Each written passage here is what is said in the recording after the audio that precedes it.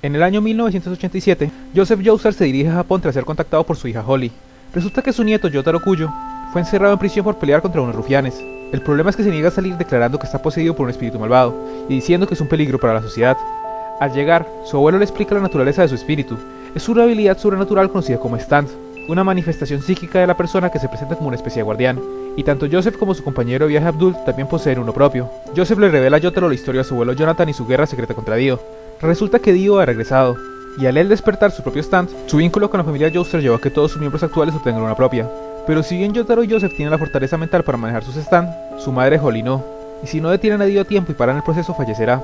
Así Yotaro, Joseph, Abdul y los nuevos compañeros que encuentren en el camino emprenderán un largo camino hasta Egipto enfrentando a los usuarios de stand de Dio para acabar de una vez por todas el conflicto entre la familia Joestar y Dio Brando.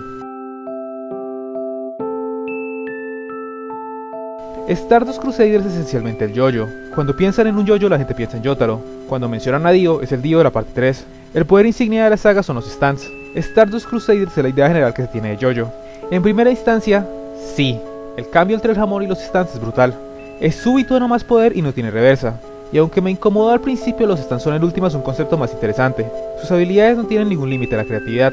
Y sí, en el elenco tienes poderes aburridos como el hombre musculoso que pega duro y el pollo frito que lanza fuego. Pero los villanos tienen habilidades más variadas, como poder tomar tu alma si pierdes una apuesta, un libro que predice el futuro, o convertirte en un imán.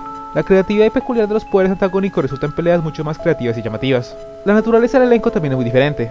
A diferencia de arcos anteriores, Yotaro realmente no es el centro de la narrativa, el grupo como todo lo es. Y aunque ninguno es un personaje increíblemente único por sí mismo, como todos son un conjunto interesante. Aunque, el mismo enfoque en los stands afecta al ritmo. Como todas las partes de Stardust Crusaders va de pelea en pelea, pero en este arco ni siquiera tratan de disimularlo. Toda la historia se puede resumir en: el grupo va de viaje, alguien les interrumpe el viaje, lo derrotan, siguen al viaje y vuelven a ser interrumpidos.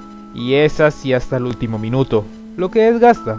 Y peor aún es que cuando derrotan a todos los personajes que había mencionado, sacan nuevos del sombrero y se alarga más el asunto.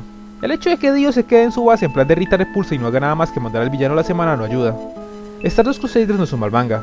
El cambio de los stands es brillante. Los protagonistas son entretenidos y las peleas son muy variadas, pero alargarlo tanto y de una manera tan repetitiva no le hace muchos favores. Es un arco entretenido, pero uno sin mucha moderación.